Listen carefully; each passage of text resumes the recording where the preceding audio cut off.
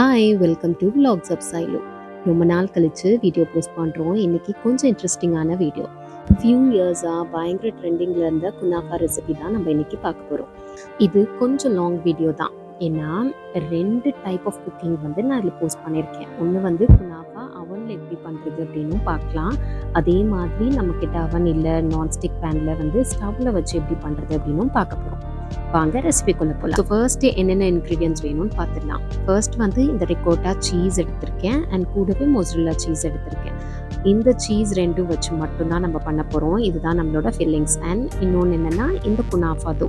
இது வந்து அந்த ட்ரெடிஷ்னல் ப்ராப்பர் குனாஃபா தோங்க. நம்ம சேமியாலாம் பண்ணுறதை விட இந்த மாதிரி குனாஃபா தோ கிடைச்சா கண்டிப்பாக இந்த சிம்பிளாக இருக்கிற ரெசிபியை ட்ரை பண்ணி பாருங்கள். அண்ட் ஒன் மோர் திங் என்னென்னா, இந்த வீடியோவில் எங்கேயுமே நான் வந்து எதுக்குமே மெஷர்மெண்ட்ஸ் கொடுத்துருக்க மாட்டேன். ஏன்னா நம்மளோட பேனோட சைஸை பொறுத்து வந்து மாறிட்டே இருக்கும்.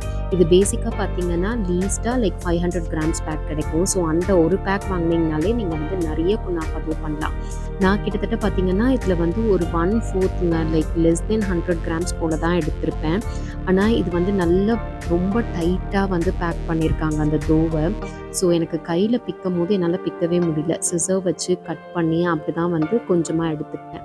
நீங்கள் வந்து ஒரு 150 கிராம்ஸ் அந்த மாதிரி எடுத்துகிட்டு லெஃப்ட் ஓவரை வந்து நீங்கள் ஃப்ரீஸ் பண்ணிவிட்டு அதுக்கப்புறம் கூட நம்ம வந்து யூஸ் பண்ணிக்கலாம். ஸோ ஃபர்ஸ்ட் வந்து இந்த தோவை வந்து நல்லா இந்த மாதிரி ஷ்ரெட் பண்ணி விட்டுருங்க. இன்கேஸ் உங்களுக்கு ரொம்ப டைம் எடுக்குது அப்படின்னா சிசர்ஸ் வச்சு குட்டி குட்டி குட்டியாக கட் பண்ணிக்கோங்க. நெக்ஸ்ட் வந்து பார்த்திங்கன்னா நம்ம பட்டர் எடுத்துக்கலாம். நான் எப்போவுமே நீங்கள் என்னோடய ரெசிபிஸ் ஃபாலோ பண்ணியிருந்தீங்கன்னா தெரியும், சால்டட் பட்டர் தான் யூஸ் பண்ணுறேன். இதுக்கும் சால்டட் பட்டர் தான் எடுத்துக்கிட்டேன். ஒரு 4 to 5 table spoons of salted butter எடுத்துகிட்டு அதை மைக்ரோவேவ் பண்ணி நல்லா மெல்ட் பண்ணிக்கிட்டேன். சில ரெசிபீஸில் பார்த்திங்கன்னா சுகர் கொஞ்சம் ஆட் பண்ணுவாங்க. நான் அந்த சுகர் ஸ்டெப்பை வந்து ஸ்கிப் பண்ணிக்கிறேன். இல்லை உங்களுக்கு குனாஃபா வந்து இன்னும் கூட கொஞ்சம் ஸ்வீட்டர் சைட் வேணும், அப்படி கேரமலைஸ் ஆகணும் அப்படின்னா நீங்கள் சுகர் வந்து இந்த தோவோட சேர்த்து ஒரு 2 to 3 டேபிள் ஸ்பூன்ஸ் ஆட் பண்ணி நல்லா மிக்ஸ் பண்ணிக்கோங்க. நான் வந்து சுகரை ஸ்கிப் பண்ணிட்டேன். ஸோ இப்போ வந்து குட்டி குட்டியாக கட் பண்ணதுக்கப்புறமா நம்ம மெல்ட் பண்ணியிருக்க அந்த பட்டரை ஆட் பண்ணிக்கலாம். ஆட் பண்ணிவிட்டு ட்ரஸ்ட் மீ, இதுதான் இருக்கிறதுலையே இட் டுக் லாங் டைம்ங்க. இது மிக்ஸ் பண்ணுறது வந்து வீடியோஸில் பார்க்கும்போது ரொம்ப சிம்பிளாக இருக்குது. பட் ஆக்சுவலி இதுதான் வந்து ரொம்ப டைம் கன்சூமிங் ப்ராசஸாக இருந்தது. ஸோ 2 கை வச்சு நம்ம 2 கையிலையும் பிச்சு பிச்சு போட்டால் மட்டும்தான் அந்த பட்டர் வந்து கம்ப்ளீட்டாக ஸ்ப்ரெட் ஆகுது. ஸோ அந்த மாதிரி கொஞ்சம் டைம் எடுத்து மெனக்கெட்டு இதை நல்லா பிசைஞ்சிட்டு இந்த மாதிரி மிக்ஸ் பண்ணிக்கோங்க. அப்போ தான் அந்த பட்டர் வந்து கம்ப்ளீட்டாக அந்த தோலை வந்து மிக்ஸ் ஆகும். உங்களுக்கு அந்த தோவை நீங்கள் டச் பண்ணும் போது யூ வில் ஃபீல் அந்த கலர் டிஃப்ரென்ஸும் உங்களுக்கு ஈஸியாக வந்து தெரியும். லைட்டாக நம்ம அந்த பட்டரோட கலர் வந்து தெரியணும். அந்த அளவுக்கு ரெடி பண்ணி தனியாக வச்சுக்கோங்க. இப்போ சுகர் சிரப் ரெடி பண்ணிக்கலாம். சுகர் சிரப்பும் பார்த்திங்கன்னா ஜென்ரலி நம்ம 1:1 ரேஷியோ போடுவோம். பட் இந்த ரெசிபிக்கு வந்து 1:1.5 ரேஷியோ ஆட் பண்ணிக்கோங்க. கூடவே கொஞ்சமாக சால்ட்டு, அதுக்கப்புறம் கொஞ்சமாக ஏலக்காய் பொடி ஆட் பண்ணிக்கோங்க ஃப்ளேவருக்காக. ஸோ அது நல்லா கொதிச்சிடட்டும். நெக்ஸ்ட் வந்து நம்ம சுகர் சிரப் ஆட் பண்ணிக்கலாம். நான் வந்து 1:1 ரேஷியோ எடுத்திருக்கேன். 1 டம்ளர் சுகருக்கு 1 டம்ளர் தண்ணி ஆட் பண்ணிவிட்டு கூடவே கொஞ்சம் சால்ட்டு, அப்புறம் கொஞ்சமாக ஏலக்காய் பொடி ஆட் பண்ணி அதை பாயில் பண்ண விட்டுருங்க. இப்போது நம்ம வந்து பேனெல்லாம் எடுத்து சூப்பராக ரெடி பண்ணிடலாம். ஃபர்ஸ்ட் வந்து நான்ஸ்டிக் பேன் எடுத்து அதில் நம்ம மெல்ட் பண்ணியிருக்க பட்டரை ஒரு டேபிள் ஸ்பூன் போல் ஆட் பண்ணி நல்லா இந்த மாதிரி கை வச்சு ஸ்ப்ரெட் பண்ணிக்கோங்க.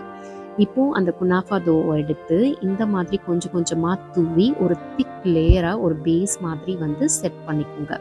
அண்ட் மேக் ஷுர் கொஞ்சம் கார்னர்ஸில் வந்து நிறைய இருக்கிற மாதிரி பார்த்துக்கோங்க. ஏன்னா இது நம்ம டவாவில் பண்ண போகிறோம். ஸோ உங்களுக்கு வந்து அந்த சாண்ட்விச் மாதிரி கொஞ்சம் கிடைக்கணும்.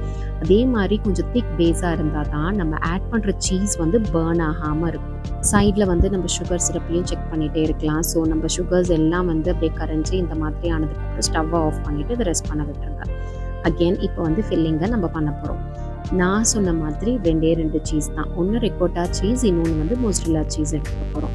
ஸோ இது ஸ்ப்ரெட் பண்ணுறது கொஞ்சம் ட்ரிக்கியாக இருந்தது. நம்ம வீட்டுக்கு மட்டும் பண்ணுறோன்னா நல்லா கையை வச்சு சூப்பராக பண்ணிடலாம். நான் வீடியோக்குங்கிறனால கொஞ்சம் டீசெண்டாக இருக்கட்டுமேன்னு சொல்லிட்டு ஒரு ஸ்பூனு ஃபோக்கெல்லாம் வச்சு ரொம்ப கஷ்டப்பட்டேன்.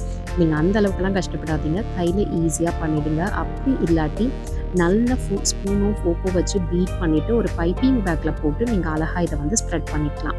அண்ட் மேக் ஷுர் ரொம்ப திக் லேயர்ஸாகவும் இருக்கக்கூடாது. ஜஸ்ட் தட் கம்ப்ளீட்டாக நம்ம ஓரளவுக்கு ஸ்ப்ரெட் பண்ணுற மாதிரி பார்த்துக்கலாம். நான் ஒரு ஸ்பூனில் ஸ்கூப் பண்ணிவிட்டு ஒரு ஃபோக்கை வச்சு இந்த மாதிரி ஸ்ப்ரெட் பண்ணிக்கிட்டேன். இது கம்ப்ளீட்டாக ஸ்ப்ரெட் பண்ணதுக்கு அப்புறமா பார்த்திங்கன்னா மொசரல்லா சீஸ் எடுத்துக்கிட்டேன். அதுவும் வந்து கம்ப்ளீட்டாக நம்ம இந்த ரிகோட்டா சீஸ்க்கு மேலே அழகாக வந்து ஸ்ப்ரெட் பண்ணி விட்டுட்டேன். ஸோ இதுவும் பார்த்தீங்கன்னா, நல்லா அழகா நீங்க வந்து ஸ்ப்ரெட் பண்ணணும். ஒரே இடத்துல நெறைய இருக்கு அப்படின்னாலும் நல்லா இருக்காது. ஸோ ஈவனா இந்த மாதிரி கொஞ்சம் கொஞ்சமா எடுத்து ஸ்ப்ரெட் பண்ணிக்கோங்க. அதே மாதிரி இந்த 2 சீஸும் வந்து கார்னர்ஸ்லலாம் நீங்க ஸ்ப்ரெட் பண்ணாதீங்க. ஏன்னா இது நம்ம டவா ஃப்ரை பண்ணும்போது அந்த சீஸ் மெல்ட் ஆகி வெளில வந்துச்சு அப்படின்னா, சீக்கிரம் பர்ன் ஆயிடும். அப்புறம் டேஸ்ட்டும் நல்லா இருக்காது. ஸோ இந்த மாதிரி நீங்க கம்ப்ளீட்டா ஸ்ப்ரெட் பண்ணிட்டு, இப்போ அகைன் அந்த குனாஃபா டோ எடுத்து மேல அந்த கார்னர்ஸ்ல எல்லாம் திக்கா போட்டுட்டீங்க அப்படின்னா, கிட்டத்தட்ட நமக்கு அந்த சாண்ட்விச் மாதிரி இருக்குங்க பார்க்குறதுக்கு. Make sure on top layer வந்து கொஞ்சம் குனாஃபா டோ நெறையவே ஆட் பண்ணிக்கோங்க. ஏன்னா, இந்த சீஸ் வந்து நம்ம குக் பண்ணும்போது மெல்ட் ஆகும்போது, அந்த டோ கொஞ்சம் திக்கா இருந்தா தான் வெளில வராம இருக்கும். நமக்கு சர்வ் பண்ணுறதுக்கும் ஈஸியா இருக்கும். ஸோ மேக் ஷூர் கார்னர்ஸ்ல மட்டும் இல்லாம சென்டர்ல அந்த சீஸ் மேலேயும் கொஞ்சம் திக் லேயரா வந்து நம்ம டோவ ஸ்ப்ரெட் பண்ணிட்டு, நல்லா கைய வச்சு இந்த மாரி பிரஸ் பண்ணி விட்டுருங்க. இது ரோஸ்ட் ஆகும்போது என்ன ஆகும் அப்படின்னா, நல்லா அழகா நமக்கு வந்து அந்த ஷேப் கிடைச்சிரும். பிரேக் ஆகாது. இந்த மாதிரி சூப்பரா செட் பண்ணிட்டோமா, இப்போ நம்ம பேக் பண்ண ஸ்டார்ட் பண்ணலாம். ஆனா ஸ்டவ்ல டைரக்டா எடுத்து இந்த டவாவை வந்து வச்சிருங்க. வச்சுட்டு லோ டு மீடியம் ஃப்ளேமில் 7 to 8 மினிட்ஸ் போல் நீங்கள் குக் பண்ணலாம். கவர் பண்ணி குக் பண்ணிக்கோங்க. அண்ட் இன்கேஸ் உங்களுக்கு ஃப்ளேம் ஜாஸ்தியாக இருக்கிற மாதிரி இருந்துச்சா கம்மி பண்ணிக்கோங்க. அண்ட் நீங்கள் கம்மி பண்ணும்போது it will take long time. Max வந்து பார்த்தீங்கன்னா 9 to 10 மினிட்ஸ் எடுக்கும். ஸோ ஒரு பக்கம் உங்களுக்கு அந்த கார்னர்ஸ்லலாம் கோல்டன் கலர் வந்ததுக்கப்புறம் பிளேட்டில் ட்ரான்ஸ்ஃபர் பண்ணி அழகாக இந்த மாதிரி அதே நான்ஸ்டிக் பேனில் ஃப்ளிப் பண்ணிக்கோங்க. ஸோ தட் அதர் சைடை வந்து நம்ம குக் பண்ணிக்கலாம். இந்த மாதிரி நீங்கள் ட்ரான்ஸ்ஃபர் பண்ணும்போது மேக் ஷுர் கையை சுட்டுக்காதீங்க. ஏன்னா நான் கொஞ்சம் கையை சுட்டுக்கிட்டேன். ஸோ பிளேட்டை நீங்கள் அழகாக பிடிச்சி ட்ரான்ஸ்ஃபர் பண்ணிக்கோங்க. திரும்பவும் இந்த சைட் பார்த்தீங்கன்னா அகெயின் ஒரு 7 to 8 மினிட்ஸ் போல் குக் பண்ணிக்கலாம். இப்போது நீங்கள் பிளேட்டில் வந்து ட்ரான்ஸ்ஃபர் பண்ணிவிட்டு மேலே நம்ம ஏற்கனவே ரெடி பண்ணி வச்சுருக்கோம்ல சுகர் சிரப், அதை வந்து ஊற்றி அழகாக நீங்கள் கட் பண்ணி சர்வ் பண்ணிக்கலாம். நான் இந்த ரெசிபியை ஃபர்ஸ்ட் டைம் ட்ரை பண்ணும்போது பண்ண மிஸ்டேக் என்ன அப்படின்னு பார்த்தீங்கன்னா, நான் மேலே அந்த குனாஃபா டோ போடும்போது கொஞ்சம் லைட்டாக போட்டுட்டேன். ஸோ அப்போ என்ன ஆச்சுன்னா, கொஞ்சம் நேரத்துலேயே வந்து நம்ம ஆட் பண்ணியிருக்க சீஸ் வந்து கம்ப்ளீட்டாக பர்ன் ஆயிடுச்சு.